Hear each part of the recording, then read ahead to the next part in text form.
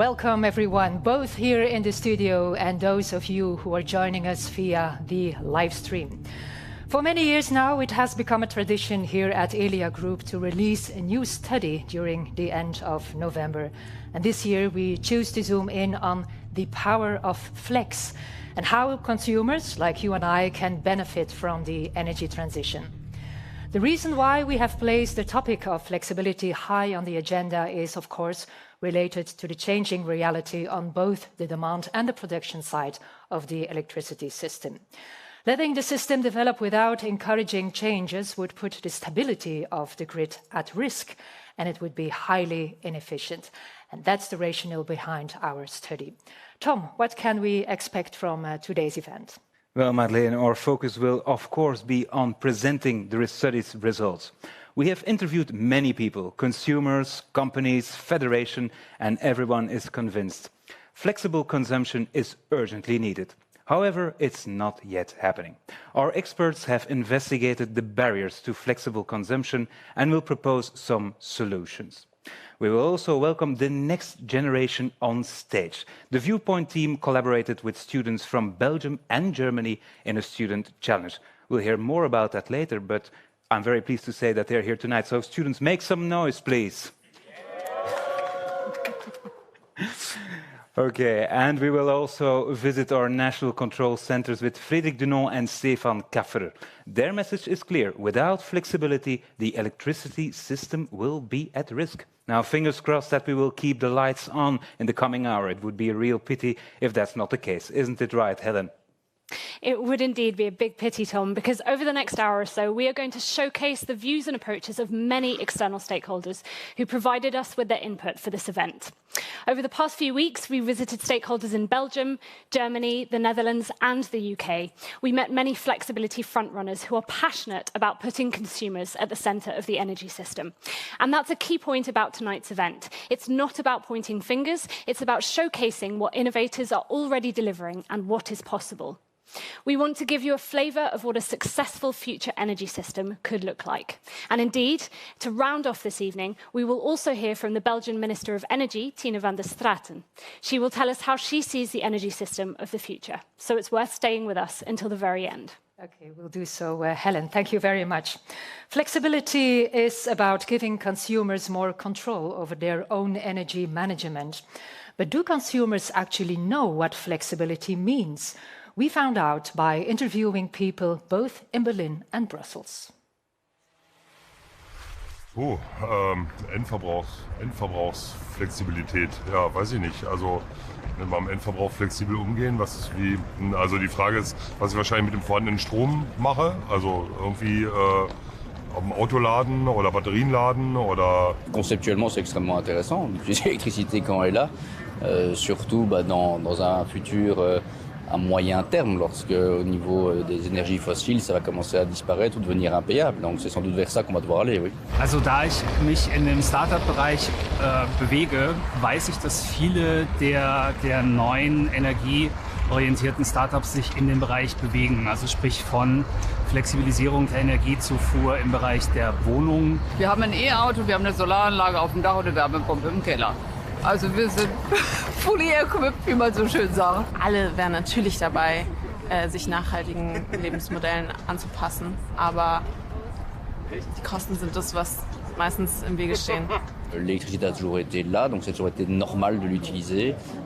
Et donc il y aura un changement de paradigme, un changement dans notre manière finalement de fonctionner, de réfléchir à notre consommation. Et c'est sans doute ce changement de mentalité-là qui va être le plus compliqué. We used to be on a dual tariff, which the night tariff was cheaper, but the day tariff was more expensive to match it. So there wasn't really a gain. And maybe now the difference between the two would be greater and it might be worth doing. Aber ja, natürlich, auf jeden Fall. Also günstigere Zeiten anpassen, wer möchte das nicht?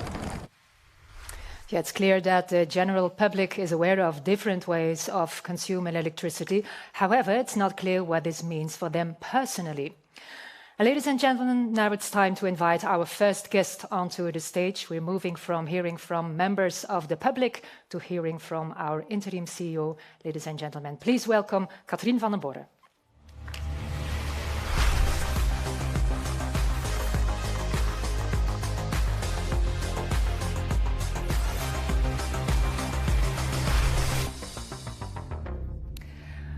Welcome, Katrien. Elia has a history of publishing studies on flexibility. Let's have a look at our substantial collection of publication on flexibility. The first report was published about 5 years ago. And back then, I remember that not everyone in the energy sector was equally enthusiastic about the study. Why are we putting it today again on the agenda? Yes, we take a different angle today. So in the previous studies, we were looking at the impact of consumer flexibility in terms of what can it bring to the consumer's valuation.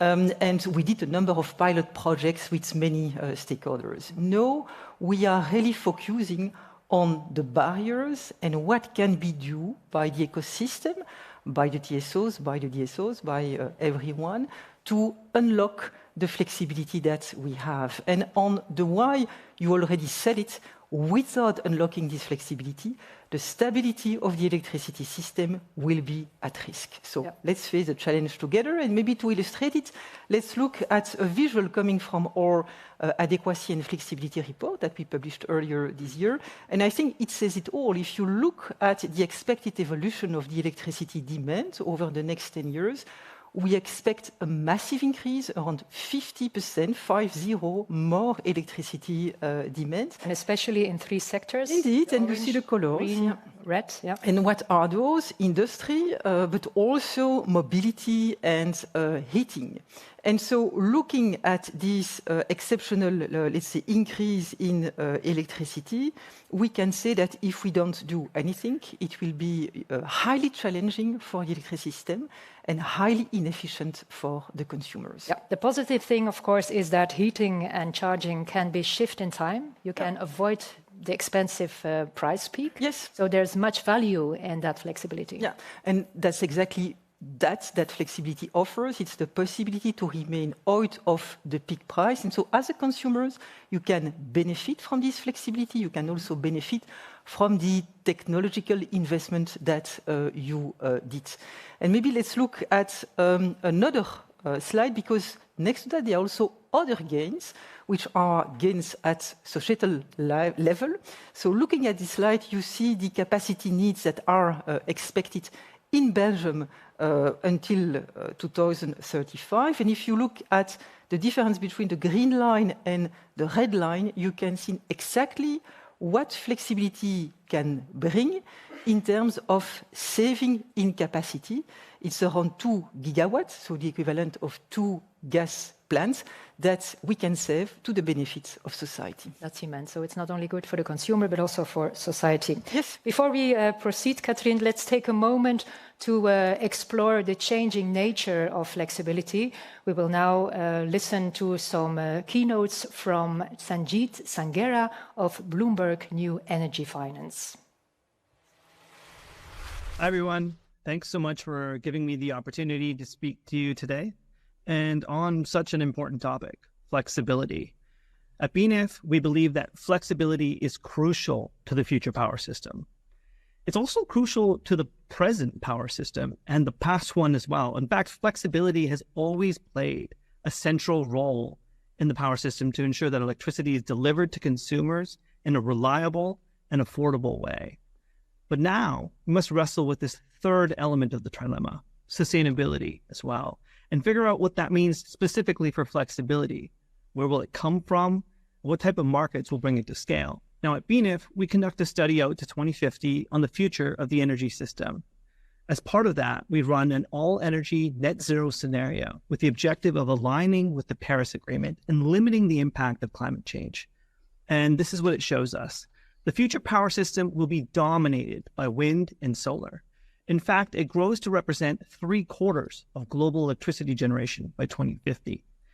Now, the variability of this generation creates a flexibility problem that needs to be addressed. In part, this problem can be solved by repurposing the legacy generation assets that wind and solar are replacing. So on this chart, we see gas with carbon capture and storage in purple, and some amount of hydrogen generation as well. Now, these assets will definitely play a role in balancing the power system, but I think the role they can play is often overstated because change is still needed. Not only is technology development needed, but market reform to make sure that these assets can run at very low capacity factors and still be economic. Now, the demand side of the power system is also undergoing significant changes and offers other possible solutions. Power consumption grows more than 3-fold due to widespread electrification. And this growth comes with opportunities to renegotiate how power systems interact with this new demand.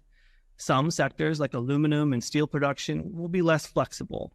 But others, like electric vehicle charging, heat pumps, data centers, electrolyzers, will offer meaningful chunks of flexibility. All of this means that the grid will need to grow, undoubtedly, across all dimensions as well. In fact, we estimate that the power grid of 2050 will be long enough to reach the sun. But this will happen gradually. It takes time to build grid projects. And although all ways to accelerate development should be considered, we are entering into an era where the net zero grid is likely going to lag behind net zero needs. The interconnection queues in the UK, France, Italy, Spain is nearly 600 gigawatts when you add it all up. And that equates to twice the existing installed solar and wind capacity in those markets today.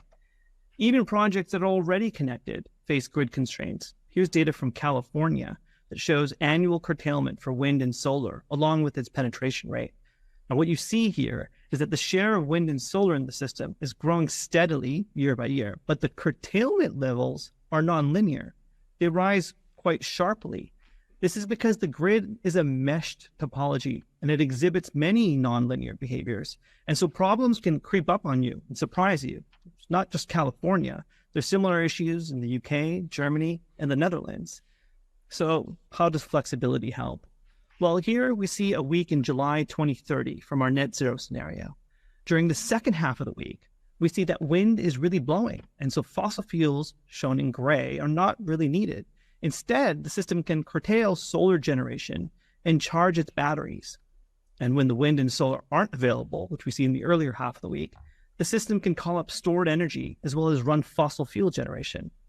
And here we see how wind and solar and storage are impacting the capacity factors of fossil fuels by pushing them offline. Now we look at the same week from the demand perspective. Here we see that EVs have grown to 10% of total demand. That's that layer of purple on top of base demand. And this segment of demand can flex to balance the power system. Here we see EVs expand during periods of surplus and they contract during periods of shortage. In some ways, they become the lungs of the power system. The small share of heat pumps, electrolyzers, and flexible demand also do their share and take advantage of the sun during midday. This isn't just in our modeling. We can already see the role these demand-side assets are playing in local flexibility markets. Now, this is data from the UK local flexibility tenders, where we see EVs have the largest share of contracted capacity, bigger than gas and diesel gensets, in fact, and that capacity is being activated too. So since 2022, EVs, batteries, and demand-side measures have represented half of the activated capacity. And that role is going to grow over time. We know this. We're still in the early days, but EV adoption is going quite rapidly across Europe, with cost parity expected to be reached by 2025 for most vehicles. And EVs are just the near-term opportunity for flexibility. Additional sources are going to come online out to 2030 and beyond. That includes heat pumps, as well as other industry. The chart on the right shows how we see the share of different sectors and whether they will go to hydrogen or electrify in their path to decarbonization. Honestly, in either case, we will see many new opportunities for system flexibility. And so the demand side is rich with flexible assets, both in the near term as well as in the long term. And to conclude, the electricity grid is going through a significant change, but those changes offer solutions. In Europe, EVs will be a critical source of flexibility, but in specific geographies within Europe and outside of Europe, they're going to rely more heavily on stationary storage. These mixes will vary, but flexibility is a solution that will be needed and be sourced from a completely different composition of resources than it was in our legacy system. Thank you. That concludes my presentation, and I hope you all have a very good discussion today. I really liked the comparison between flexibility and the lungs of the electricity system. Thank you, Sanjeet. Catherine, in the preface of the study, you say that flexibility or consumer-side flexibility is a game changer. Could you describe the disruptive force of it? Yeah, I think it will really bring more innovation and more competition in the energy market. So any owner of a flexible asset can become an active participant in the market. And that's the way to benefit from the price advantage by offering the flexibility that you have in the market. And that's very different from the flexibility that we already use today, which is known as ancillary services. That's a kind of flexibility that TSOs are used to activate, but aftermarket. The other approach is, let's say, an in-market approach where we activate based on price signals. Both type of flexibility will be necessary in the future, but we expect the consumer side flexibility to massively grow. And we can maybe look at another slide showing the increase in flexible assets in Germany on the next 2 decades, with, like we can see on the slide, many developments to come. And so that's the reason why we really believe that flexibility has the potential to become a game changer. And that is what this study is about. Thank you, Catherine, for sharing these initial thoughts with us, and we'll see you back at the end of the show. Before we delve into the main messages of the study, let's have a look behind the scenes of our national control centers in Brussels and Berlin. Consumer centricity not only benefits consumers, but it also has a positive impact on the management of the electricity system, making it a real win-win.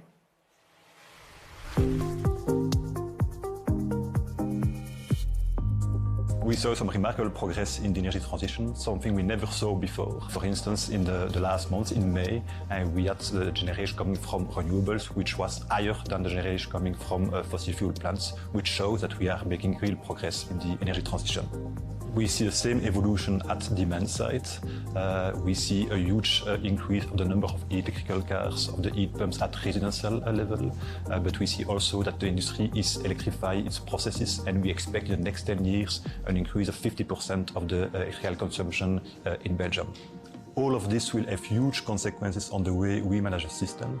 We have to avoid they all consume at the same time, otherwise the peak will be too high, and the people here in the control center will have some hard time to manage the system, and the system could even be at risk.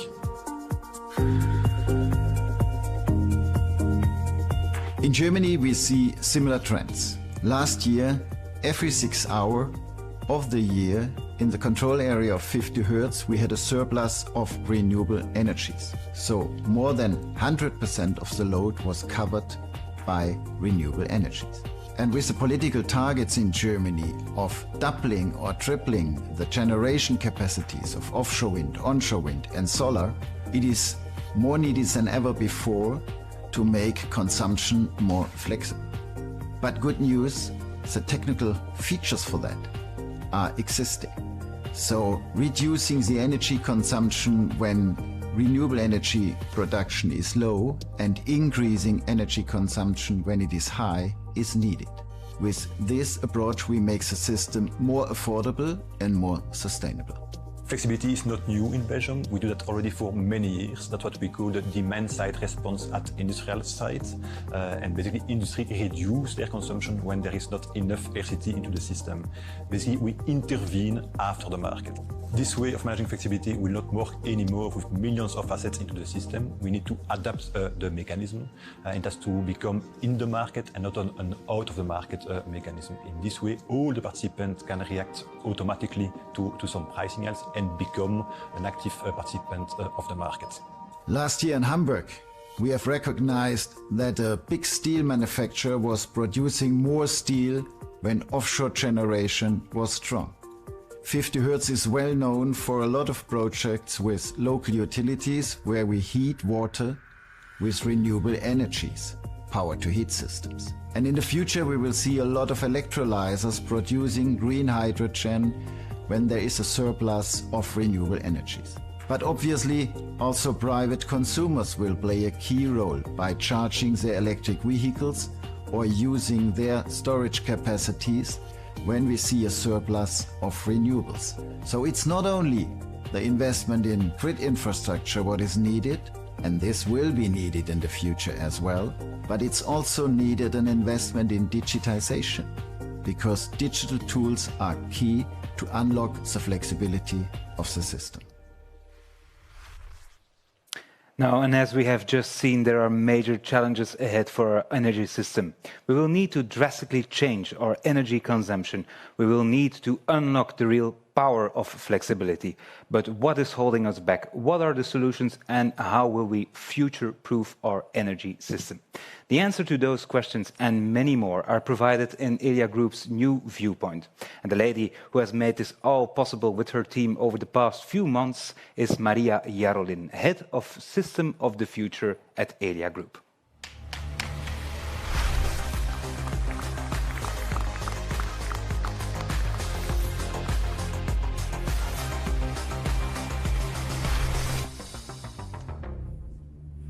Hello and welcome, Maria.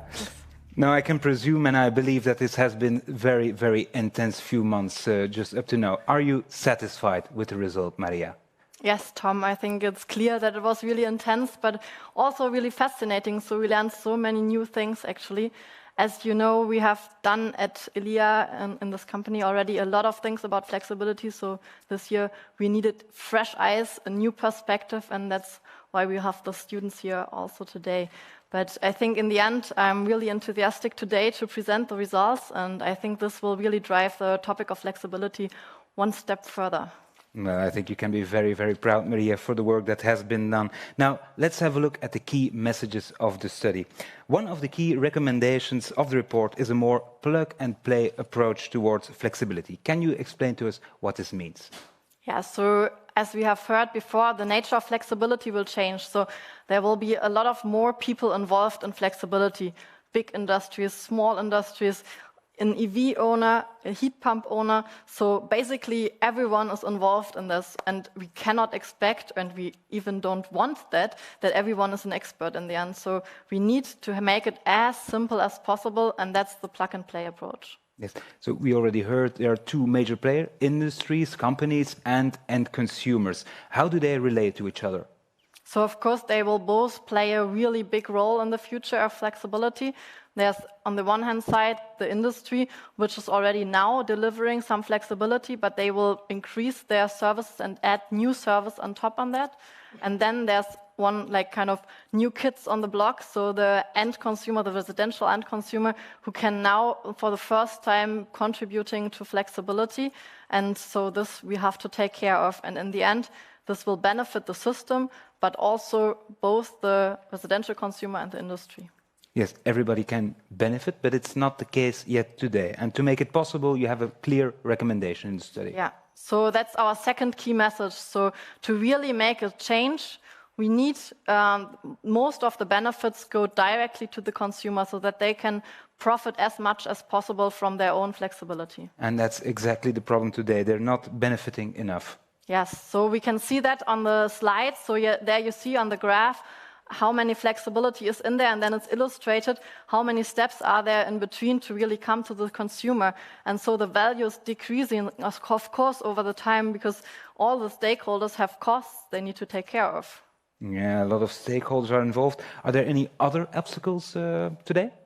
Yeah, so I think that's clear. If we are in this study, we talked with a lot of those stakeholders, and so we saw that they have all different blocking points, and we tried to cluster that into three big categories to make it more understandable. So one part is the digital thing. So at the moment, there are a lot of the stakeholders and they all need data.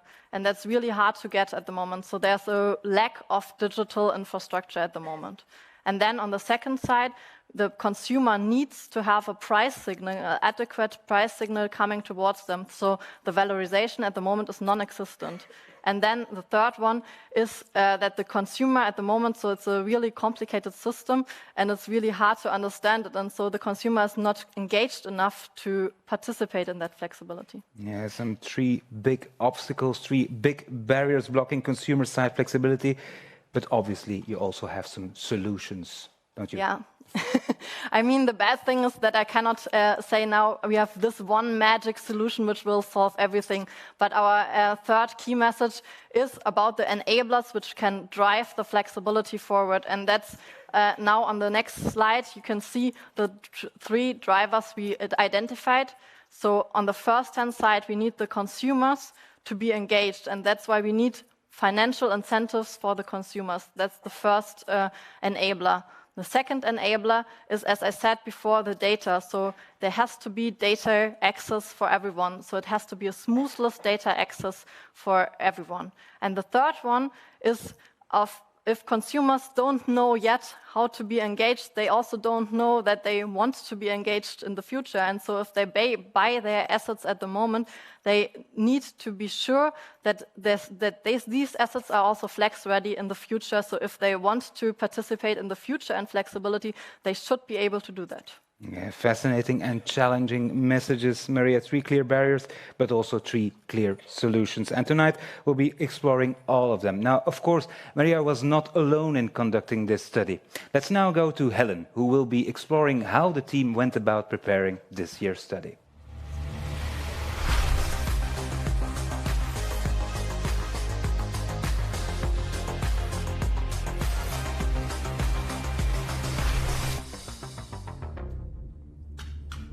Thank you, Tom. Now, yes, I have been joined by Stefano Meneghello, the study's project manager.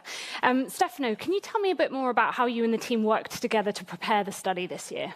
Thanks, Helen. So we gathered the point of view of many stakeholders, many market actors, hence the name of the viewpoint as well. So in total, we interviewed 55 market actors. We focused first on energy service providers when we understood that they're the bridge between the consumers and the market. So we focused a lot on new entrants, on startups, so like aggregators, software developers, project developers, and so on. And then also interviewed the more historical market players like suppliers or other system operators. After that, we also highlighted the importance of consumers at all voltage levels, so our connected customers like the industries, but then also residential consumers by interviewing them, but also through consumer associations. And lastly, to understand the problems of the assets, we went and spoke to asset manufacturers, so PV manufacturers, PV inverter manufacturers, EVs or heat pumps. Right, and what was the point of all these interviews? What were you trying to get from these stakeholders? At the beginning, we wanted to scope our study, and after a few interviews, it was clear that the topic of the study would have been implicit flexibility, so the ability of the consumer to modulate their consumption based on price signals. And after that, we tried to gather all the expectations and issues of all the consumers, as I said, and all actors from all voltage levels. And I would say it's a real innovation in the viewpoint in our studies that we included startups and also low voltage actors next to our higher voltage actors. And we asked a simple question at the beginning: what are the barriers that you or your customer are facing in valorizing your implicit flexibility?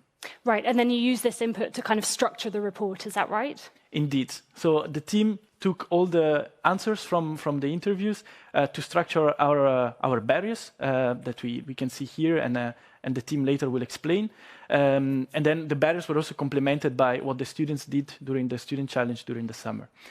We also used other interviews, let's say later in the summer of 2023, then to formulate the solutions with the interviewees, the team, and our experts in the TSOs. Right. Now, as you mentioned, one thing that was new for this year's study was the involvement of university students from both Belgium and Germany. Stefano, you and the team, you held 2 student challenges whose results fed into the study, as can be seen from the next video that we have to share with you now.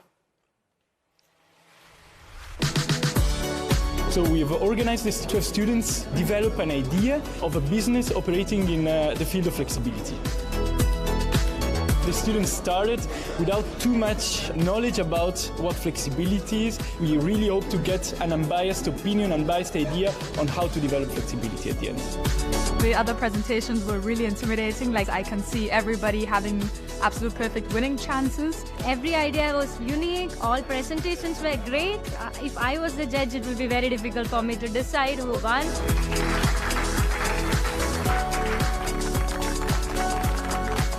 It was a very big honor to get this prize today, and we're having discussions with Elia now about how we can further progress this idea, so that's very exciting as well. It's a great challenge with surprising results. We will come back to the student challenge later on in the show. But first, we will look at the barriers that prevent us from unlocking consumer-side flexibility on a large scale today.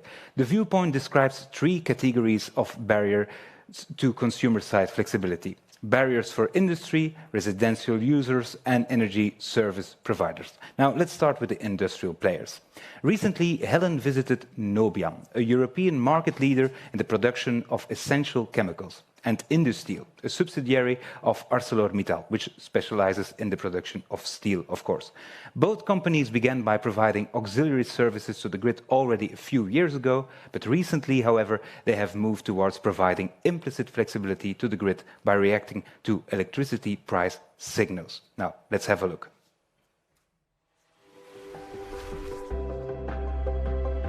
Pour transformer la mitraille en acier liquide, on utilise un four électrique. Ce four est surcapacitaire. Cela veut dire qu'on est capable de flexibiliser la puissance de notre four en fonction du coût de l'énergie électrique sans impacter tout notre process en aval du four. Nous achetons notre énergie sur le marché de gros auquel nous avons accès et nous sommes également responsables en équilibre. Et si jamais un écart apparaît entre l'énergie consommée et l'énergie réservée, eh bien, nous devons la payer au prix du balancing. En 2021, nous avons développé un outil qui nous permet de visualiser en temps réel le forecast, donc à savoir la baseload et le DES, ainsi que le coût du balancing à la minute. Pour le développement de ce nouvel outil en 2021, nous n'avons pas rencontré trop de problèmes en termes d'acquisition des données. Par contre, pour rapatrier toutes ces datas au niveau de notre EMS, donc notre Energy Management System, là, on a dû développer des programmes complémentaires de manière à pouvoir acquérir plus facilement toutes ces datas. Cet outil qui est actuellement performant nous permet d'engranger pas mal de gains. On va continuer à y travailler. On ne connaît pas encore les pistes exactes, mais on va certainement continuer à travailler sur le sujet.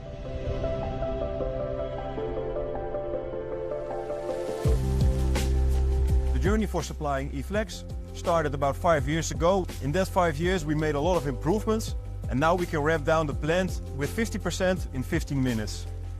Making the plant flexible like this was a really good preparation for the energy crisis. There was a huge volatility in the market, enabled us to quickly respond by going to full production or low production depending on the energy price. Did that with a team of operations, planning, process technology and the energy team to come together and start making optimal decisions on when to produce and how much to produce. This resulted eventually in a normal working process where we have actually the same team deciding what to produce the next day and when to ramp up and down. So in the sites in the Netherlands, there's actually no barriers except what the plant can do and what the customers are demanding. However, our sites in Germany are facing a serious challenge with meeting the 7,000-hour rules, which is a real flexibility killer. So in this situation, it's absolutely not possible for plants to flex up and down and make use of high and low electricity prices. We plan to optimize the planning process, to bring all the data in a nice system, to facilitate the making of optimal decisions and also reduce the work for operations in that area. Now, and while you were watching the video, Jan Sprit joined me on stage. Jan is one of the experts of the Viewpoint team, isn't it, Jan? Welcome on stage. Now, Jan, why are Nobian and Industeel such a good example of industrial flexibility? Well, Tom, both Nobian and Industeel integrated price signals and therefore the state of the electricity system in their operational decisions. And by doing so, they created one of these win-win situations that Marlene was referring to earlier. On the one hand, they participate to a stable operation of the electricity grid, and on the other hand, they reduce their own energy bill. And they do all of this without having any impact on their output or on the quality of their products. Yeah, in the Viewpoint, we read that the main blocking points for industrials is having both the right hardware, but also having the right IT tools to integrate data in their own systems. Obviously, a lot of major industry players are confronted with this barrier. Yes, we see that a lot of companies have to adapt their technical and operational processes or even just the working habits of their people. And this is not only true in terms of IT, but also in terms of the hardware they operate. We saw one of the first things that Marc Burton from Industeel mentioned was that their electric arc furnace has available capacity. So that's the starting point for them to provide flexibility. The second part was then transforming their IT system, and this digital transformation is for a lot of companies a continuously ongoing process. We know that flexibility is not always at the top of their mind, and we saw that this was crucial for both Nobian and Industrial to integrate this flexibility into their digital transformation. By doing this, they can show the value and be informed about the value and the importance of flexibility. It leads to them integrating it in their operational decisions and ultimately to reducing their bills. And regarding regulatory barriers, we have a video statement from S4In. One of their key offers is the trading of industrial flexibility in Germany. Let's have a look.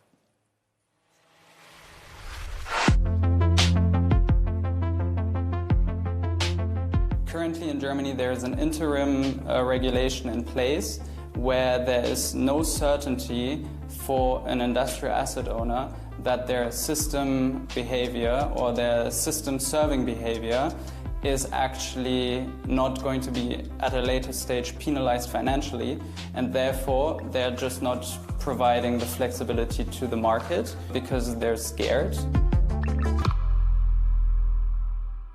Now, Jan, Maximilian mentioned some regulatory issues, barriers. Can you give a clear example of such a barrier?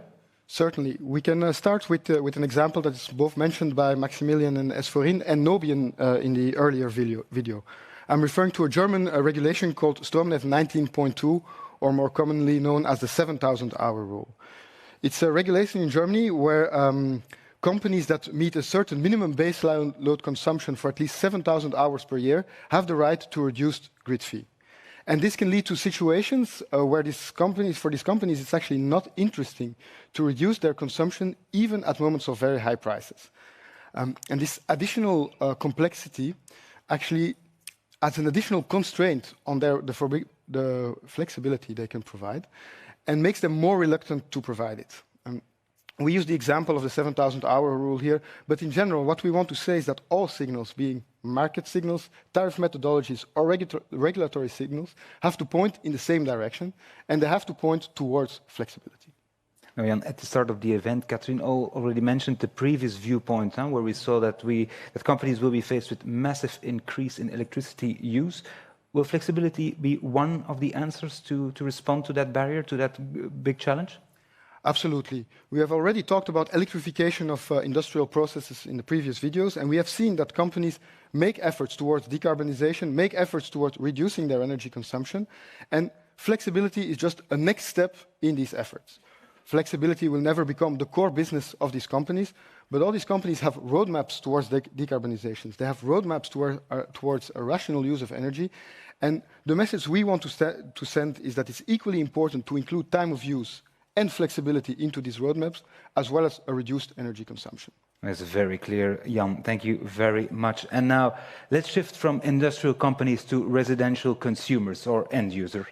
As we have seen here several times tonight, they have a crucial role to play in the future energy system. As Maria already said, they are the new kids on the block.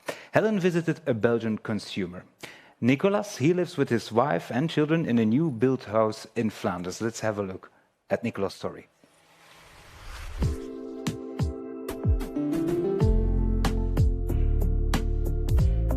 This is a new built house. Right from the start, we included everything that was needed to make the house as energy efficient as possible, trying to limit our own footprint and CO2 emissions. And how easy was it to select the models that you wanted and have them installed in your home? The heat pump was selected by the entrepreneur, working with very famous brands. Regarding the solar panels there, I had to do a market study, compare different offers, and the choice was mainly made on price, to be honest, because none of the suppliers was really putting emphasis on flexibility or smart usage of the electricity. How have these assets affected your energy consumption and your energy bills? If I compare with my previous house that was of a similar size and not too old, what I see is that I divided my energy consumption by 3. In terms of energy bill, the difference is not that big, but the higher electricity prices were compensated by a much higher efficiency. What changed a bit in our habits is indeed that we shifted from consuming during night to more trying to consume energy coming from the solar panels, so putting the dishwasher at noon rather than during the night, for instance. What is difficult to really grasp is whether this maximizing of our self-consumption, if it's the best situation for the grid, yes or no. And we don't have a view on that. We're lacking also control. If we would be like cooking and charging the car, for instance, the heat pump could jump in at any time, increasing the peak consumption on the grid, which might impact the tariff and the amount we have to pay at the end. And what areas would need to be solved for you to be able to provide flexibility for the grid? For me, one aspect that is completely lacking today is the transparency about the benefit for the consumer.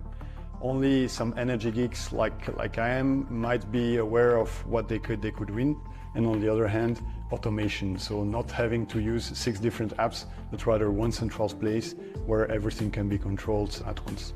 I'm keen to do more, to participate to flexibility and so on, but I don't have the tools today to be able to do it, nor in terms of controlling my own house, nor information from the grid I should have to be able to answer at the right time.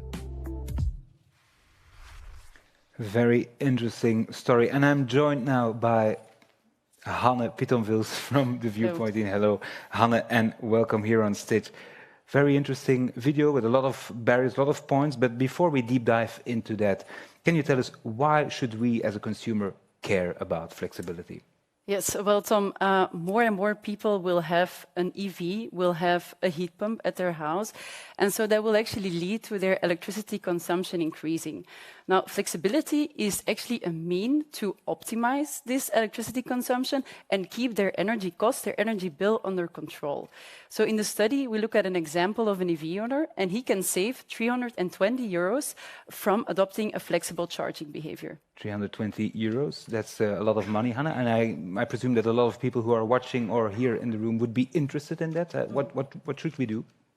So it's actually very simple. Market prices, energy prices, they change over the course of the day, over the course of the week. So what you have to do to valorize your flexibility is move away your consumption from these peak moments, pre-peak price moments, and consume more when the prices are low. So in the example of the EV owner, that would mean that you would plug in your car, but the charging would be scheduled then at those moments when the prices are low. So people can save money by being more flexible. That's a clear message. Now, Nicolas is obviously not average Joe or average Nicolas. He describes himself as an energy geek. He works in the sector, but even he encountered some barriers. Now, what are the most important ones you saw in the video? Yes, so we see that Nicola is already making a very good first reflection. He's thinking about when to put on his dishwasher so he can use as much of his own solar energy as possible. So that's a very good first step. That's what we call self-consumption optimization. Now, Nicola, he doesn't get any price signal or reward to consume in the moments when it's most beneficial for the whole energy system. And why is that? It's because, first of all, almost all households in Belgium and in Germany, they are on a fixed price contract. So then you pay the same price for your electricity the whole month or the whole year. So if you would then shift your consumption in time, you would still have paid the same energy bill. And then secondly, you don't only pay for your energy, there's also other costs on your energy bill, like network grid fees. And these other costs can dampen the incentives for your flexibility and in some cases even contradict. So an example of this is the capacity tariff in Flanders. There you pay more or higher grid fees the higher your consumption peak is. And this can contradict the incentive for flexibility. Now, we saw a lot in the video of Nicolas. We also saw the newest technology installed in his new built home and also a smart meter. Now, Hanne, is he a minority in Belgium and Germany? Well, that actually depends on where he lives. We saw in the video that Nicola is living in Flanders with his family. There, almost half of the population has already a smart meter. Now, if we look at the other regions in Belgium, Walloon region, Brussels region, and also in Germany, there not even 10% of the people have a smart meter. If we compare it to other countries, other European countries, what we also see on the map, is that we are really lagging behind, actually. Countries like Sweden, like Spain, they have already finalized their smart meter rollout. Now, these barriers don't just exist in Germany or Belgium. All over Europe, we see that end users are still not involved enough in providing flexibility. Helen visited BUC, the umbrella organization that defends the interests of consumers at the European level. Let's have a look.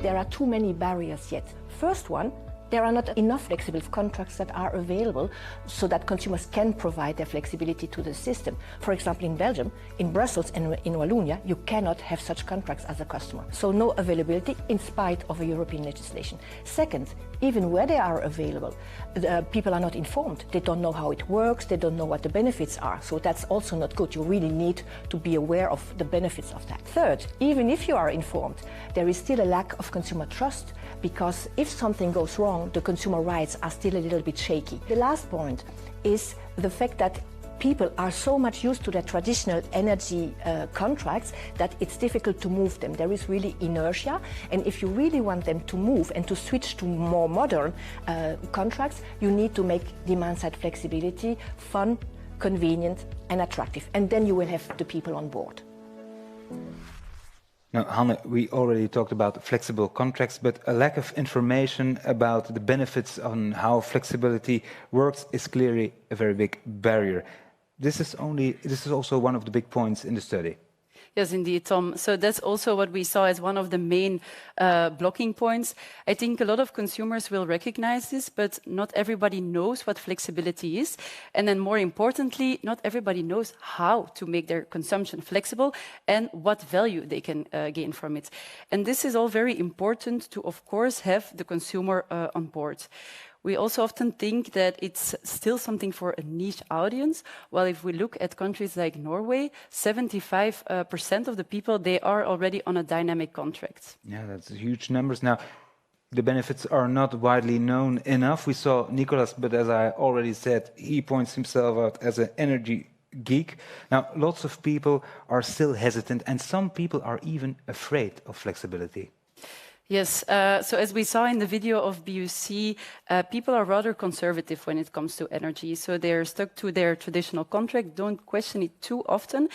And the lack of knowledge is also resulting in a fear about people's comfort, privacy, and people are scared or find it a strange idea that a third party, a service provider, is steering their flexible assets. Now, this should actually not be the case. That's why we have those energy service providers, to develop services that really make sure that the comfort of these consumers is still met. Now, clearly, there is a lot of work ahead to get everybody on board the flexibility train. Now, thank you very much, Hanne, for your clarification. And so we come to the third and final player facing challenges: energy service providers. What barriers do they face? And for that, we went to visit SmartIn, a European business association which integrates consumer-driven solutions of the clean energy transition. They started by outlining a couple of barriers that are standing in the way of unlocking consumer-side flexibility. Blurred price signals are still existing, both in the form of retail offers that are not dynamic and linked to wholesale fluctuation, and network charges that are not cost-reflective. Limits to data access and sharing are also very persisting. Our sector is strictly dependent on the regulatory framework. At EU level, all these barriers have been tackled. They need to be implemented at national level. And we need a total change in mindset if we are convinced in the value of a consumer-centric market design. We need a strong cooperation between all system operators, national regulatory authorities and market players. And now we are joined here by Florian Reinke, our third expert of the Viewpoint team. Now, Florian, as SmartIn points out, energy service providers are facing many barriers too. But before we deep dive into those barriers, can you explain to us what is an energy service provider? Of course, yeah. So an energy service provider is basically a company that provides electricity to the customer, but not only electricity, also data services and flexibility. And an energy service provider is also a company that needs new capabilities. Yeah, they need to forecast the behavior of the consumer. They need to steer the assets, and those capabilities are not really widespread in the market. Yeah. For Smart N, there seems to be a lot of problems regarding how actors from across the energy system cooperate and work together. This is also a clear barrier in the viewpoint. Yes, I mean, there are a lot of barriers concerning the organization and related processes of several market actors. And actually what we should do is to make the information exchange, the data exchanges as smooth as possible, as cheap as possible, which would then also bring down the system costs for data transmission. We also heard that there are some barriers related to data access. This is something that sounds very familiar in your ears, Florian. Yes, I mean, even if a smart meter is installed, some barriers will remain. On the one hand side, you have the connectivity to near real-time asset data and connectivity to the assets itself to steer the asset. And there we clearly see issues with the interoperability of the assets and the adoption of standards in the market. Beside that, we have the data exchange processes for settlement data, for smart meter data. Therein, we have well-established processes, but they are quite complex sometimes and also costly. Something we already heard, and we also saw it in the video of Nicolas. There's also a number of growth in different apps and devices to steer flexibility. That's obviously a problem too. Yeah, there are many apps in the market, and actually all of them are addressing the same issue. As I was saying, you have the interoperability issues with the devices. So if you have your PV system or if you have a heat pump, you usually have these assets from different manufacturers. And the manufacturers have or follow different standards. So what the startups are doing is to actually solve these issues by implementing some additional connectivity to install additional hardware, which make the system quite complex again. And the issue stays the same. If we solve the interoperability issue, then actually we may also have less apps and more connectivity and simpler systems for the consumer. Less apps, more connectivity. There's also a lack of standards, and next to that, there's a very complex regulatory framework. I already talked with Jan about it for the industrials, but it's also for the energy service providers clearly a barrier. Yeah, I mean, here maybe taking an example from Germany. As I was explaining, the data exchange processes, so basically how you exchange settlement data from the smart meters, are quite complex and but well defined. I mean, in Germany we have a lot of rule books defining the data formats, the identifiers being used by all involved market actors, and these technical rule books are written in German language. What makes it quite difficult for international ESPs to follow those rule books, to implement IT tools around it. And and this is definitely an issue for international players, but also an issue for the evolutions that we currently see in the market. That we get several evolutions, several new data formats, and all the players have to adapt them. Yeah, that's already a very clear takeaway for me. Improve my German. Now, thank you, Florian, and the whole team for this clear explanation. Now, it's clear there are still many barriers in the way for energy service providers. And to ensure we give them a voice, we will now hear from a company called Augie. Wij werken rond energiemanagement in vastgoed. De energieverbruikers in vastgoed zijn per definitie vrij klein, maar het zijn er heel veel samen. Allemaal samen komen ze neer op ongeveer 40% van het energieverbruik ter wereld, dus dat is een serieuze blok. In die blok zit heel veel flexibiliteit. We kunnen perfect die warmtepomp iets vroeger of iets later aanzetten, zonder dat de gebruiker van het gebouw dat merkt in comfort. Dat is een enorme flexibiliteit die inherent aanwezig is in het vastgoed, die wij willen ontsluiten. Er zijn actoren nodig, zoals wij, die ervoor zorgen dat het leven van de eindconsument gemakkelijk wordt, zodanig dat zijn flexibiliteit die hij heeft, aangeboord kan worden. Zonder daarom die eindgebruiker het leven moeilijk te maken met termen zoals flexibiliteit enzovoort. De eindconsument die wil gewoon zijn steentje bijdragen in de energietransitie op een gemakkelijke manier. En als het kan er nog een centje aan verdienen ook. Dus als wij vooruitgang willen boeken als start-up, dan verwachten wij van Elia bijvoorbeeld dat zij ons toegang verschaffen tot die energiemarkten, zonder dat we daar heel veel complexe ontwikkeling voor moeten doen. Wij focussen op het gebruikersgemak van de eindklant. Wij hopen dat anderen zich bezighouden met het voor ons gemakkelijk maken om die flexibiliteit van die eindklant te kunnen gaan valoriseren. Ik verwacht ook dat trekkers in deze industrie, zijn de Elia, de overheden, de DSO's, aan hetzelfde touw trekken en gaan samenwerken om te zorgen dat bedrijven zoals wij gemakkelijker toegang krijgen tot die flexibiliteitsmarkt, zodat wij onze value proposition voor onze eindklant kunnen waarmaken.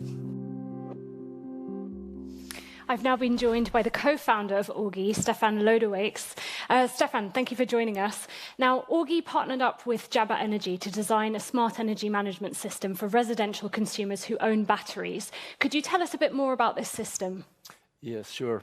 So first of all, Jabba, it started off about 3-4 years ago, and what really inspired me is it's a group of people that were going to sell batteries, but they said we need to do more than batteries. We need to actually help the transition, so not only do self-consumption in the batteries. So we joined them and we said, okay, what can you actually do? So they decided to become an energy service provider, which was also mentioned. And what we now do is we forecast all different types of load production, energy market prices, and we control the batteries to help the customers save money. That's the baseline of what we do at the moment. Right. Now, we heard Tom and Florian there discussing some of the barriers that energy service providers such as yourselves might face when they're trying to unlock consumer-side flexibility. Do these ring true for you? Do you recognise them? Yeah, obviously. It's stuff that when I started 10 years ago, I mean, this was like mind-blowing stuff. Now it's like common. Everyone recognizes these topics, but still, even now, these are really problem areas. So I also recognize that a lot of startups like ourselves are looking at workarounds just to get to the data to be able to control. So the three big things like, okay, getting access on a very simple way to all types of readable data in the system, whether it's energy consumption, production, whether it's market data, other metadata, getting easy access, that's really important, just the reading part. Be able to then make analysis what you should be doing, and then putting that digital overlay on there to be able to control, leading to the second problem, which I also heard, like you need to be able to control the devices. So again, here we have put other layers on top of that to be able to control those devices, work very well with Java. And then the third element is, okay, once you have that, reading, writing, you also need to understand how the market works and actually what are the real triggers to earn money for that, to help stimulate their energy transition. Also here, you need to understand it from all the details to actually really implement and get value. So making that a lot easier for a lot of startups, that would facilitate it a lot more. And then obviously, startup, we are a startup. In the big world of the energy, it's also not a difficult, it's not an easy thing to get your position in there. So there's quite some hurdles, yes. Sure. And imagine if we could solve these barriers. How would your offer for customers be improved? What would it mean for you? Well, very simple. We heard it here also. It should become sexy, appealing. People would like to do that. And we also start seeing that now with Java, that it is becoming interesting. People feel pride and honor that they are part of the Java community. That's already a first start. So if we can kind of multiply this tenfold, hundredfold, then indeed kind of the whole country, the whole European continent and wider can actually be part of that transition, where now it's being stuck. So actually, myself also have served in the telecom area. I heard the element about standards. That was really common good in the telecom. And thanks to that, we've brought a myriad of new services which no one would have thought imaginable. So the same, if we can really digitize that backbone of the energy system, we can bring that Internet of Energy and the services on top of that. So we can bring so much euros that the customers will get euros and the system will become a greener and a better system. Right, sounds pretty good. Thank you, Stefan. It's back to you, Tom. Thank you, Helen.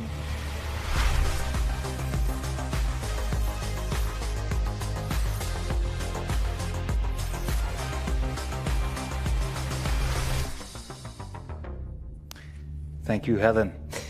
Now, as mentioned earlier, the team also involved students in this year's study, and I'm joined here on stage by some fresh power, some fresh energy from the students. Hello to Anton Segers from the KU Leuven and Luco Noor-Jelle, I hope I pronounce it well, from the TU Berlin. Welcome to both of you. Now, maybe let's start with a quick question. Did you have a lot of fun doing the Elia Group's challenge? Hey, Luco?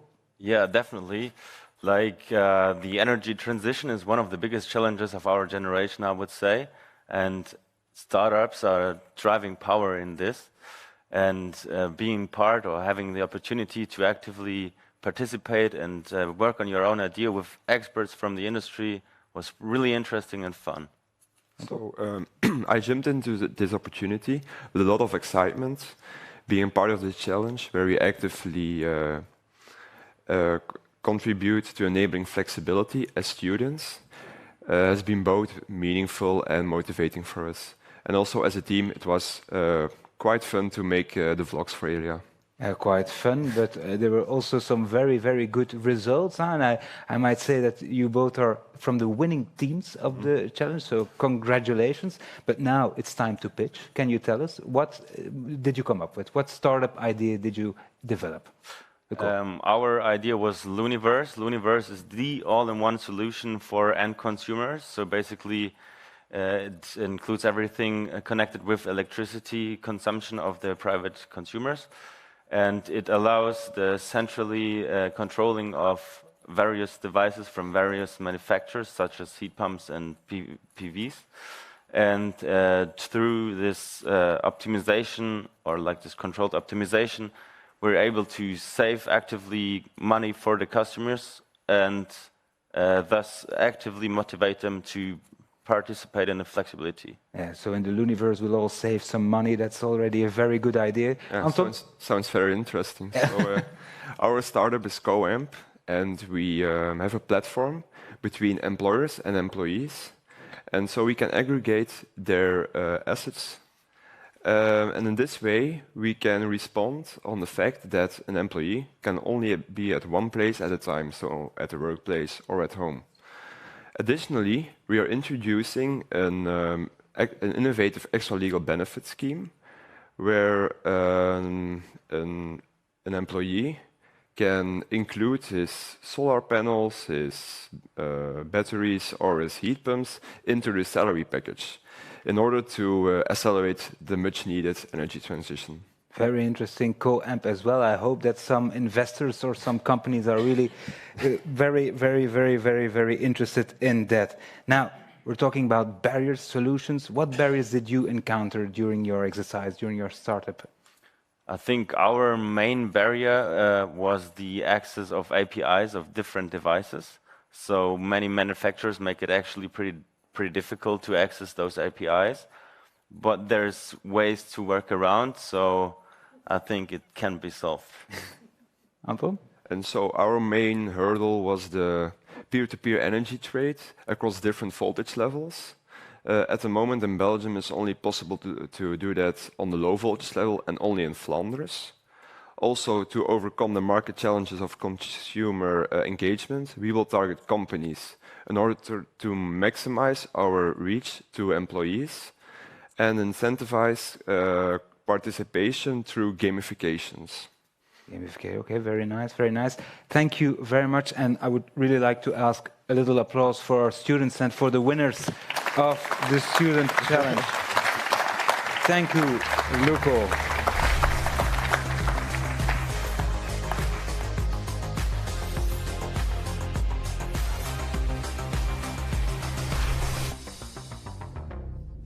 Now, let's move from the barriers towards the solutions.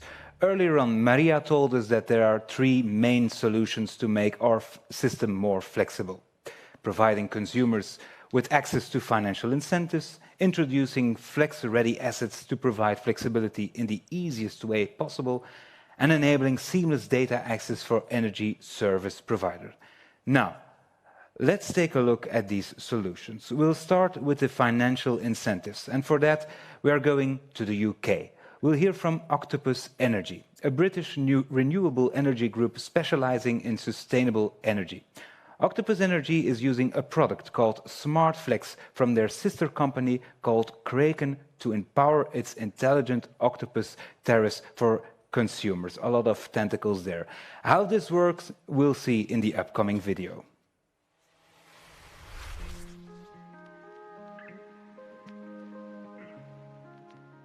Octopus Energy has used this SmartFlex capability to design a tariff called Intelligent Octopus.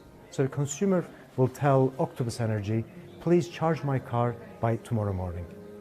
In exchange, Octopus Energy says to the consumer, by giving me this flexibility, I'm going to give you a very large discount on the electrons that go into your car.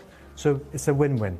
The variable rates is from 11:30 in the evening through till 5:30 in the morning. That's when it's cheap. So that's when we set up things like recharging the house battery and charging the car battery. And really, once it's set up, you just pretty much forget about it. I can just look at the app first thing in the morning and I see a fully charged battery and a fully charged car. The beauty of the whole product is it's completely digital end-to-end. From the sign-up to the billing of the consumer and trading of the power is fully automated. It has grown about 20% month on month, over 700 megawatt hours of charging that's happening overnight, that's completely shiftable. I don't think there really is a compromise. I think you can get everything that you want, but do it in a slightly more eco-friendly way. It's fantastic. I feel as though I'm doing my bit for the planet as much as my pocket. We have to appreciate that making change in this industry requires multiple stakeholders to come together. And what has happened in the UK, especially during the last couple of years, is all these parties coming together to start trying things out. And before we get to big policy change, come up with the policy through incremental steps. So when we launch it, it's perfectly fit for purpose. And I think we can learn from what we have achieved in UK and some other regions as well, and share that so not everyone has to go through the same learning process. They can benefit for what has been achieved in the UK. Now, once again, we are joined here on stage by Hanne from the Viewpoint team. Hanne, we heard it earlier, financial incentives work. We all want to lower our energy bills, but how will we make it possible, Hanne? So we need to actually set a couple of steps to give the consumers the right financial incentives. So first of all, people need to be educated more about energy prices. Secondly, everyone needs to be equipped with a smart meter to track their flexible consumption. And then people need to have access to the right energy contracts to valorize their flexibility. Now, to make this all work and efficient, we also need an upgraded market design that puts the consumer in the center and is better suited to valorize this flexibility. Yes, we'll deep dive into the market design later with our colleague David Zenner. But let's go back to those smart meters. What is holding us back, Hanne? What are we waiting for? So first of all, of course, you need to be able to get a smart meter. In Belgium, the rollout has started in all regions, but in Germany, that's not the case. So the metering point operators really need to work and accelerate to start these rollouts. Then secondly, the rollout itself must be organized in an efficient way as possible. So how can we do that? Is by giving the right priorities in the rollout. So we have to make sure that the people with the most flexible potential are equipped with a smart meter first. And then also, if you want a smart meter, it must be very simple, easy and transparent to get one. Yeah, smart meters, basically, they deliver information on the energy consumption of consumers. Why is having access to this information so important? So, well, you can have a smart meter at your house. You can also have the right or your supplier offering the right contract, but that doesn't mean that you will start unlocking your flexibility. So consumers really need to gain more knowledge about their own energy consumption and also about the market, how it works and how they can benefit from it. And then consumers will be able to make the right decisions to really optimize their energy bill consumption and fully unlock their flexibility. Yeah, we're talking of households, but what is needed for the industrials? So for companies, it's a bit similar. Companies struggle today with building a business case around flexibility. So they need to have tools available, guidance at their disposal to really help them include these flexibility options into their energy roadmaps. And then they can really make the right investment decisions and in the future save money from their flexibility. Mm-hmm.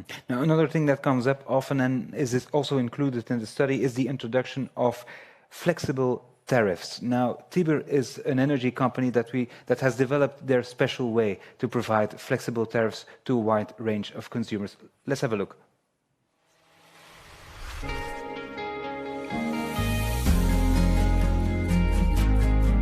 So Merlin, could you describe your core offer for your customers, this hourly dynamic tariff? So our hourly dynamic tariff is based on the spot market price of the epic spot. Imagine a customer, Eve, who will now be able to benefit from real-time prices, which means that her hourly consumption is actually now not multiplied by a fixed price for the entire month, but by the actual price of electricity for that hour. And of course, then in the end of the month, the invoice is built in a way where we just look at the hourly consumption multiplied by the hourly price.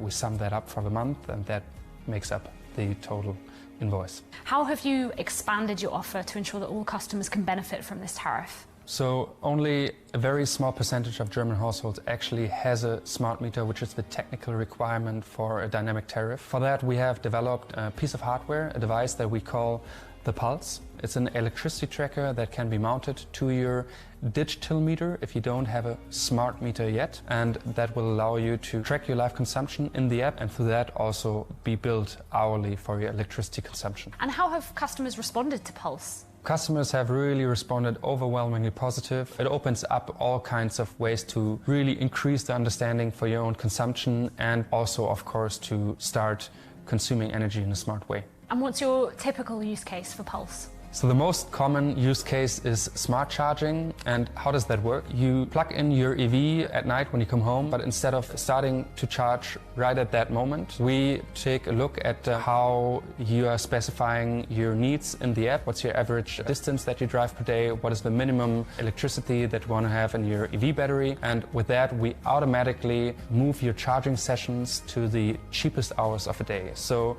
it becomes completely effortless for you. And what role do you see yourselves playing as kind of innovative suppliers in this? I think one of our biggest jobs is to raise awareness, not only for the opportunities for you individually, but also the importance of becoming more flexible in our consumption when we look at the energy transition.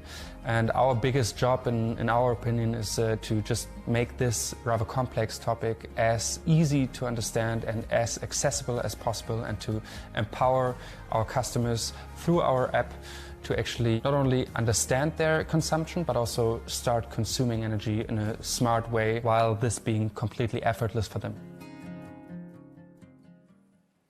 Now, Hanne, Tibber clearly sees its role in raising awareness about the benefits of flexibility. Is this the way forward for providers, coming up with new innovative ways to make sure that a wider pool of consumers have access to flexible consumption? Yes, indeed. So with a smart meter at hand, also the knowledge available, then consumers can make the right choices to access contracts that valorize their flexibility and give them a financial incentive. And so their suppliers play a very important role to offer a wide set of contracts that valorize flexibility and also meet the risk appetite of consumers. So in the example of Tibber, we see that they offer a dynamic contract following market prices, and they offer services then to steer your assets according to these market prices. Obviously, Tibber is not the only provider having such a flexible examples. Can you give us some more? Yes, we also saw in the video earlier tonight, Octopus Energy, what they do is they offer a fixed price contract, but they give you a big reduction fee when they can unlock your flexibility of your flexible assets. So more and more choice in the future, it's a good thing. What can we do as a TSO to support the financial incentives for the consumers? So we as Elia Group, we're calling to further shape on an improved market design that will facilitate new services and that will also help to put these financial incentives to the consumer and to valorize flexibility in a better way. Yeah, that's a clear mission. Thank you very much, Hanne. Now, of course, a flexible energy system requires flexible devices, which are interoperable by design. This means they can all work together as part of one energy management system. And things are moving fast. Electrical cars, smart home appliances, heat pumps, the scale is endless. But how are we going to make all these devices work together? Helen headed to the Netherlands to find out. She starts by interviewing Elat about the research they have been undertaking on the Dutch grid. Research from Elad, who I'm visiting today, has demonstrated that in a residential neighborhood of 250 households, if 15 EVs start charging at the same time, the local grid could come into difficulties in future. I'm here to find out more about how Elad have been working with FAN to really unlock and harness consumer flexibility.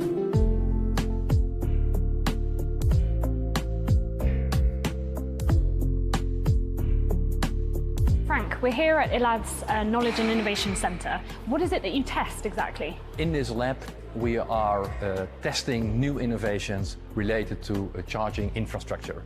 So vehicles, charging stations, how do they interact with the power grid? Right, and I understand that you work on a range of different things, so interoperability, power quality, that kind of thing, is that right? Yeah, so we think interoperability is an important step in developing this market, so that you as customer don't have the hassle of being concerned, does my car work with my charge station? Electric vehicles can charge at very interesting or high power. They have large storage capacities. And in the near future, they also will be able to do bidirectional charging, so delivering back electricity to the grid when it's needed.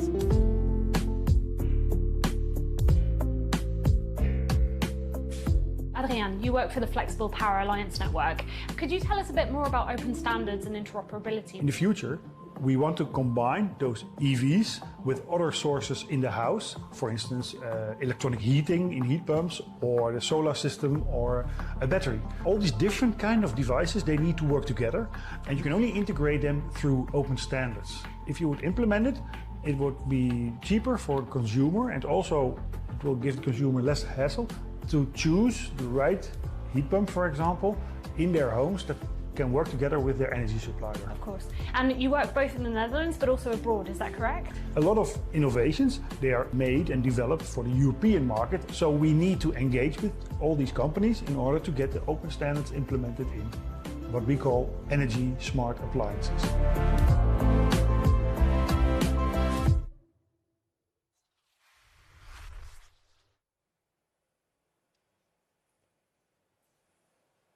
Now, for the second solution, Jan has rejoined me here on stage. Now, in the study, Jan, you put forward the development of a flex-ready label. You need to explain what this means to us. Well, Tom, today, believe it or not, there is no official requirements or not even an official definition of what we can consider a smart and steerable asset. Elia talks in their video about a smooth consumer experience. They talk about interoperability, they talk about open standards, but this smooth experience should already start when consumers are purchasing or buying a product. That's why Elia Group is working together with manufacturers and other system operators on standardization. And we are ready to contribute to a flex-ready label. Now, what is the idea of this flex-ready label? Is that it's applied to devices that meet certain requirements. This can create a competitive advantage for the manufacturers. They have a label proving that their device is ready to provide flexibility, and consumers can buy this product with confidence that it's future-proof. Now, Jan, obviously not all devices are flex-ready. There needs to be some requirements to be flex-ready. Indeed. We focus on three main criteria. The first one is the ability to modulate, meaning that the device must be able to adapt its load, its power consumption, based on an external signal, namely the price signal that we have talked about here already today, and this way create value for its owner, for the consumer. A second one is a communication interface. These devices need to be able to communicate with other devices, with other tools, such as an energy management system, and it's important here that this can go both outwards, the device communicates on its current state of operation, its current consumption, and inwards. The device receives an order, a control signal from the energy management tool. The third important part is metering, or the embedded measurement devices.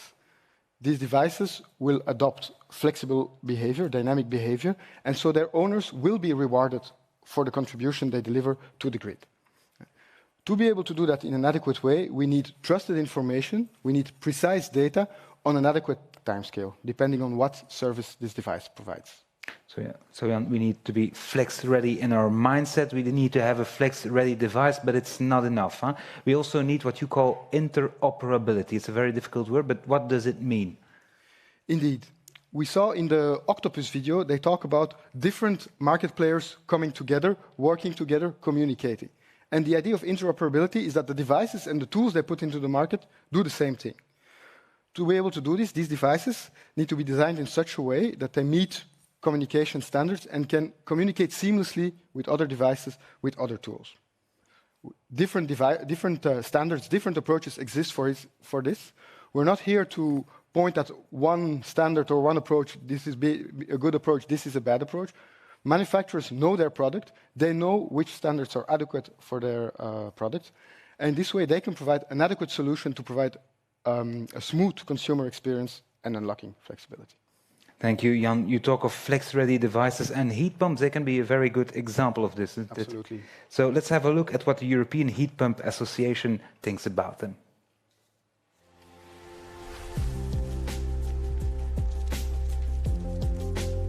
From the member states, we need them to implement the Electricity Market Design Directive so that flexible tariffs are actually offered to consumers and this flexibility gets a value. Then we also need from all market actors to really create more awareness about this flexibility that heat pumps can offer. What we also need is that grid operators take into account into their planning the flexibility that heat pumps can offer. And then what we also need, a more technical thing, is a standardized future-proof communication protocol which allows heat pumps to communicate with the building energy management systems, and that should be implemented in a harmonized way across the whole EU. Now, future-proofing communication protocols and other data issues are covered in the study's last solutions, and we're ending on a high with Florian once again from the team. Now, Florian, the viewpoint advocates what you call seamless data access process and data access for energy service providers. The question is, of course, Florian, how will you do it? Yeah, European legislation has already started to address this issue, actually by putting the consumer to the center. The consumer usually is now seen to be the data owner and not the manufacturer of the asset. You should know that the manufacturer of a heat pump or a car already processes a lot of data internally for maintenance reasons, for example. And so the data is there. But now the legislation is saying, okay, if the consumer wishes that the data is shared with the ESP, then the manufacturer has to share the data, which is, from my opinion, a good thing, especially for flexibility provision, because the ESPs need the data. And is there a role for us to play, Florian, as a TSO? I mean, at the end, what we need is a robust and secure data ecosystem. And we can bring and contribute a lot of experience in setting up such a system. But for all the market purposes, we cannot do it alone. What we need is a strong collaboration of TSOs, DSOs, BRPs, and everybody has to bring their knowledge together and set up the system. Actually, the member states should coordinate the process of implementing such an ecosystem. Yeah, so strong collaboration is needed in this sector. Thank you very much, Florian. And now with that, we now have had a clear overview of all the barriers standing in the way and also many proposed solutions for unlocking consumer-side flexibility. However, more will be needed. As Florian just said, the way in which the energy system works needs to change. I'll now give the word and the floor back to Marleen, who is joined by two gentlemen, and she will tell us more.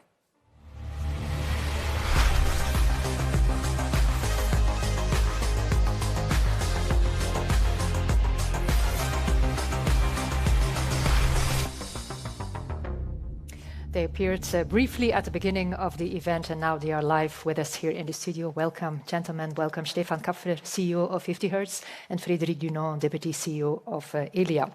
There's much room for improvement. Stefan, let's start in Germany. The rollout of the digital meter is a real problem.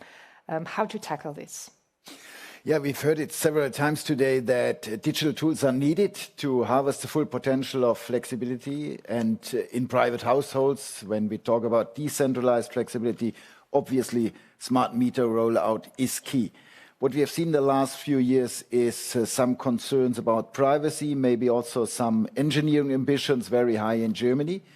But there is hope ahead. Germany is no longer lagging behind. We have seen a restart by a new legal framework, and I'm optimistic we will catch up now. Germany is the biggest economy in Europe, so you might expect many opportunities in terms of industrial flexibility. Let's now listen to some thoughts from Holger Lösch from the Federation of German Industries and Stefan Timm from the German Association of Offshore Wind Farm Operators. Being flexible and losing competitiveness by being flexible, this is something industry will not accept. So we need models, we need systems where competitiveness can be kept. International competitiveness, European competitiveness can be kept. And on the other hand, we really open up those potentials of flexibility. And this can only be done if we really come to a huge digitalization of the whole system. There, I would say we are still very much at the beginning. It's now the time to build the regulatory framework on this. I'm not so sure if the households should be the first players to offer flexibility. I see more the industrial players in this role, but in the future, maybe in the 30s, I'm quite sure even households can offer somehow flexibility, maybe by charging the car or using the washing machine. It's an option. Industry is open to flexibility in Germany, but we talked already about the 7,000-hour rule. We heard that industry is even scared that they are penalized if they are involved in flexibility. So that seems to be a big problem. Yeah, obviously we need these kind of industrial flexibility. And also there, a new regulatory framework was established earlier this year by the German government, but much less attractive as the restart in the smart Reno rollout. And the reason is there is no economic benefit included for industry offering flexibility to the market. So when 50 Hertz started a tender process earlier this year, we received no offers. And obviously, economic benefit is part of every discussion about untapping flexibility potential. But I'm a little bit more optimistic as Stefan Timm of the Offshore Wind Organization in Germany. I'm optimistic when we talk about decentralized flexibility as well. And one aspect was highlighted by Florian a minute ago. What about the situation between the owner of the car, between the car manufacturer, the TSO, the DSO? And I think it's obvious. The owner of the car is the owner of the flexibility. So he is a key player in the system. The other key player is the grid operator, because the grid operator has to balance the system also in the future. And we have to look at the retail market. But all the other stakeholders, wasted interests, are less important when we want to untap decentralized flexibility. Thank you, Stefan. Frederik, before we coming to you, let's listen to some additional statements from Carsten Rolle from the World Energy Council Germany and Andreas Gens from the German Association of Energy and Water Industries. I think private households are not yet always aware of the potential they could provide flexibility, as some of the prerequisites are missing, and especially the flexible tariffs as one of the key prerequisites for that are still missing. With framework conditions like these, I think those potentials could be reaped a lot better. But of course, there's also information campaigns that could help. Das muss sich noch entwickeln. Ich glaube doch nicht, dass wir so weit sind, das neue System mit Flexibilitäten tatsächlich zu verstehen. Wir kommen aus einer anderen Welt, in der Flexibilitäten keine Rolle gespielt haben. Das muss sich erst noch zeigen, muss erst noch entwickelt werden, gemeinsam mit den Kunden, das System dafür. Und ja, auch der Blick dafür muss sich noch schärfen. Preissignale sind sicherlich ein gutes Mittel, um ein Umdenken zu befördern. Aber wir müssen natürlich auch immer auf die soziale Akzeptanz achten. Wir dürfen niemanden überfordern. Energiepreise sind sehr sensibel und deshalb braucht es dort in erster Linie Überzeugung und die Entwicklung neuer Modelle. Yeah, we are not ready yet for flexibility. There's some room for improvement about acceptance. Frederik, what can we do as system operators in that regard? I think awareness is one of the key challenges that we have to solve. The energy system is becoming so complex and that's basically difficult for households, for owners of SMEs, for industries to understand all the characteristics of the energy system. What we can do for that and that we do in Belgium is that we reinforce our cooperation with federations like VOCA, like UE, and we organize workshops together with their members to explain what is flexibility, to explain the value it could bring to them with their existing system, but also what it could bring in the future when they will redesign their processes. That's only for industry. That's for industry, and we see indeed also that for household there is still a lot to be done to have them fully on board. Yeah, but we cannot do it alone, of course. We cannot do it alone. Indeed, we need to cooperate, and not only for awareness, but also for the other barriers that we discussed earlier today in the discussions. I think that as a system operator, we have also a central role. By nature, we are in the center of the system, then we need to take a role of leader in this transformation. That's also the reason why we decide to reinforce our cooperation with the distribution system operators. But even with them, we cannot solve everything by ourselves. Like, for instance, it was also discussed earlier today all about the capacity tariff in Flanders. That's a regulatory barrier that we cannot solve by ourselves. There is still a lot of legal work to be done to solve that. Also, like Stefan mentioned, all about the digital meters. It's not well accepted everywhere in Belgium. Certainly not for the owners of the solar PV. They have some difficulties to accept that for the moment, but I'm convinced that if we can demonstrate the added value like we did in the study, they will also sooner than later request a digital meter at home. That's a big mind change in Flanders, I would say. Once you have the smart meters in place, once you have the social acceptance, once you have a market model, how long will it take before we really can speak about consumer-side centricity in Belgium and in Germany? Very good question. And I would like to answer in two parts. First, for the customers connect to the OR grid, and after that, for the consumer, connect to the distribution system grids. For the first category, I have to say we made a lot of progress this year, and we will be able to come with some concepts next month, in December 23, the so-called multiple BRP concept, which that David Zenner will explain later on today. For the second category, the consumer connect to the DSOs. Like I said, we decided to reinforce our cooperation with the DSOs in Belgium, but it's a bit too soon to come with some dates. And we are now looking into the detail about the planning, and we will probably communicate on that together with them early next year. Okay.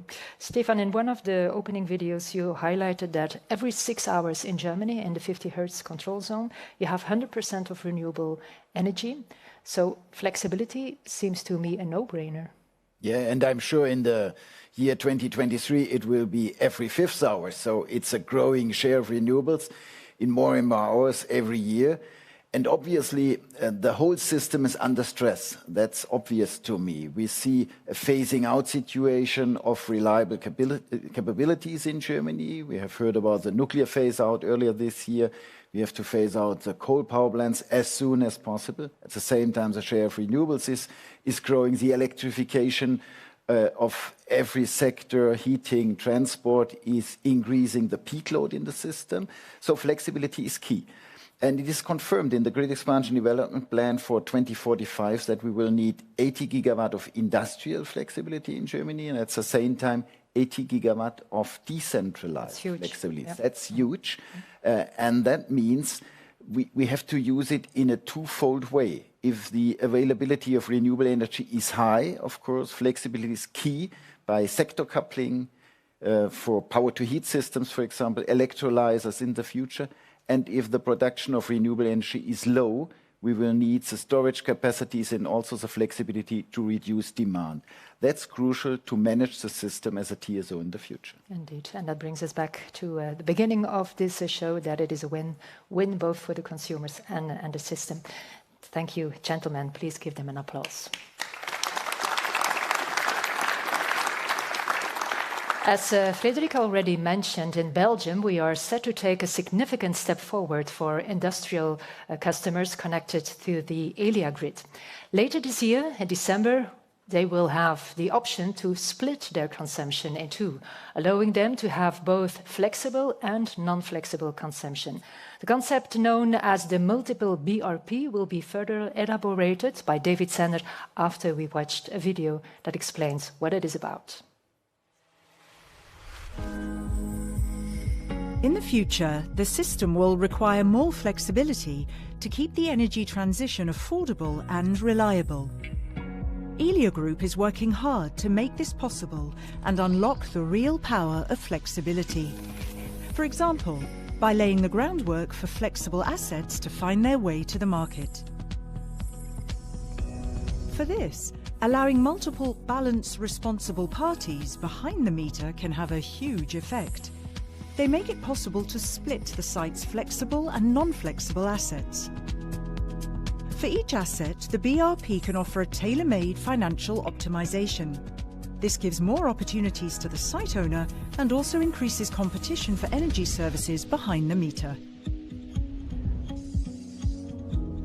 Imagine an industrial site with 2 BRPs. Production processes are optimized by a BRP with a fixed and risk-free energy contract. The company knows how much electricity this non-flexible process needs and doesn't want to incur risk on its energy supply. But the site also has batteries, PVs and EVs. For these flexible assets, the company has another BRP that performs financial optimization based on dynamic market prices.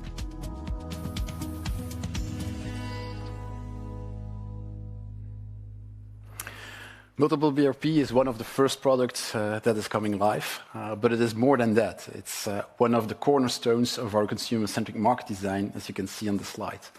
It is our consumer-centric market design is composed of 2 main features, and the multiple BRP is really the elaboration of the first one. It allows consumers to split their consumption in different parts.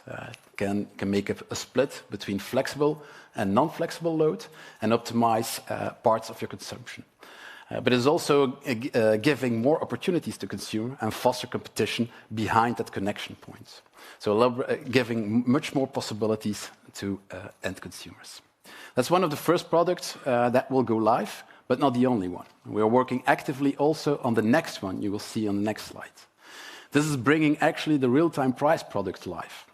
It is bringing that price to end consumers as a clear ex-ante indicator to which also grid users and market parties then can optimize their consumption, valorize that flexibility, and get more out of that. You could compare it to an Uber, for example. If you take an Uber, you get also an indication of the price upfront, what it will be after your ride, of course, if everything goes smooth. Well, in the electricity system, that's the same approach we want to put live. We want to give a clear indication ex ante what the price will be so that you can truly valorize your flexibility afterwards. This is bringing the 2 concepts alive. Multiple BRP, offering more possibilities behind the meter, and then also having a clear signal, as already was indicated, as one of the solutions to unlock flexibility. But now how to bring that real-time price to the end consumer? That's what you see on the next slide. Actually, we're going to combine both elements and give a direct market access to end consumers, grid users, to valorize that flexibility. Here again, I would like a concrete example, like for example in financial markets, where you also are able as a day trader to buy a stock on the Euronext, for example, or other markets. Well, here again, we believe that if you have the possibility to trade, for example, your asset and buy electricity in the wholesale markets, this opens a wide range of possibilities. It is an option, it's by no obligation by far, but it creates a lot of more opportunities for end consumers. In all those products, we go make some significant steps in the next years. First of all, the multiple BRP will come live on the 1st of December, as was announced by Marleen already. And on the next products, we'll make some significant steps next year. This, we truly believe, will give a lot of more possibilities and will take away a lot of the barriers that we heard about. But we're not developing products just to develop some products. We're developing products because they respond to a clear need from our customers. And so that's why we started, for example, with the multiple BRP. There's a concrete need from a couple of our directly connected customers, which we will hear in the next movie. So to wrap up, multiple BRP, one of the first ones that goes live, but let's first hear the testimonial of ArcelorMittal, who will use it. Als staalproducent hebben wij een heel ambitieus plan om tegen 2050 onze CO2-uitstoot naar 0 te reduceren en om op die manier CO2-vrij staal te produceren. Hier bij Stilanol zetten we in op het slim hergebruik van koolstof.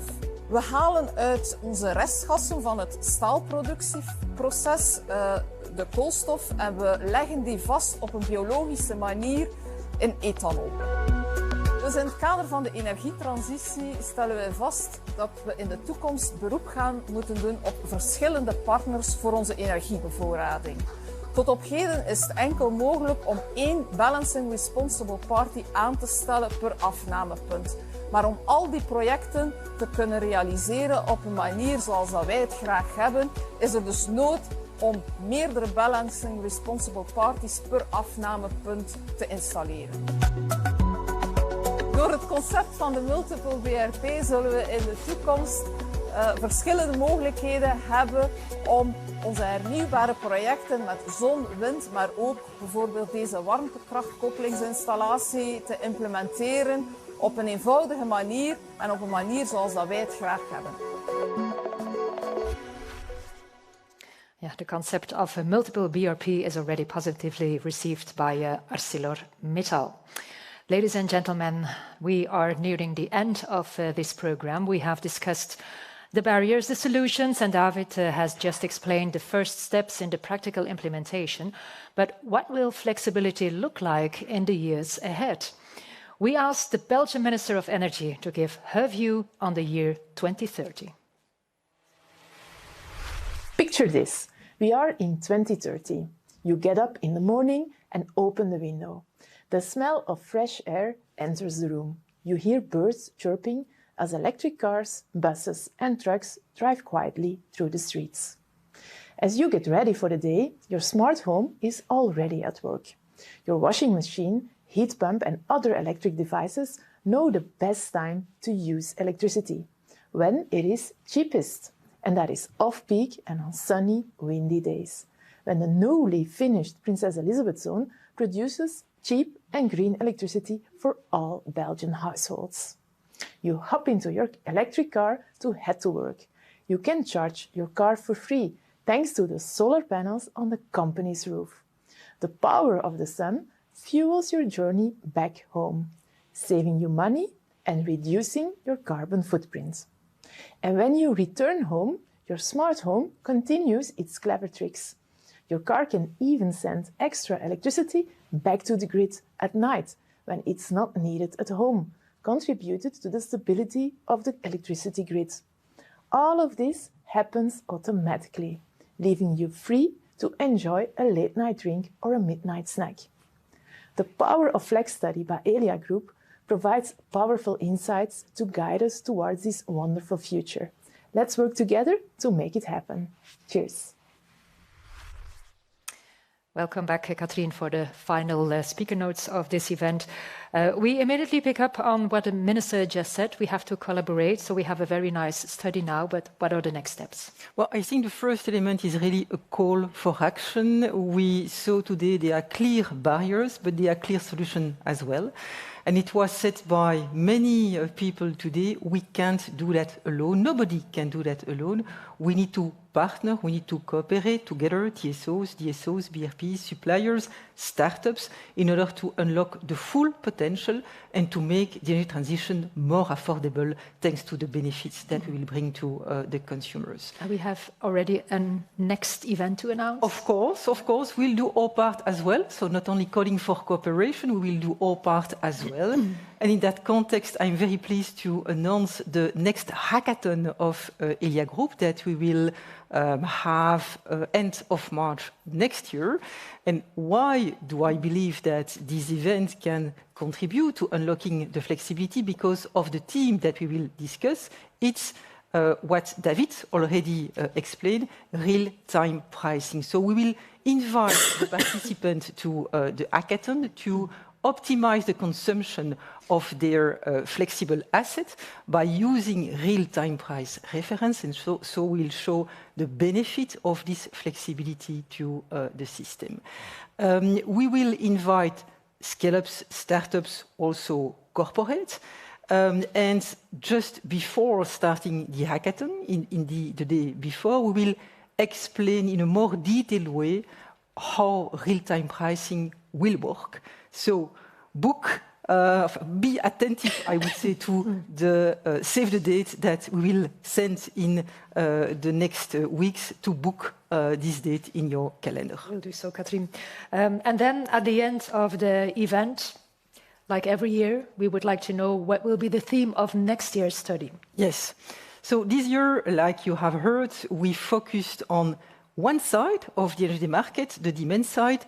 Next year, we will focus on the other side of the energy market, so generation side, and more precisely on what is happening at seas. We know that all seas will be one of the power engine of the energy transition. There are huge ambition at European level, and especially in the North Sea. We expect 300 gigawatt offshore, wind offshore development by 2050. It will not happen by itself, and so we will identify, together with a number of stakeholders, how we can better integrate this wind offshore into the grid, how possibly we can combine that with hydrogen, how we can come to a better cost sharing of the multiple investments which are necessary. So a very hot topic. Yeah, to be honest, it doesn't surprise me given the growing importance of offshore wind. Okay, thank you very much, Katrien, for being here with us. Thanks a lot. Thanks to everyone.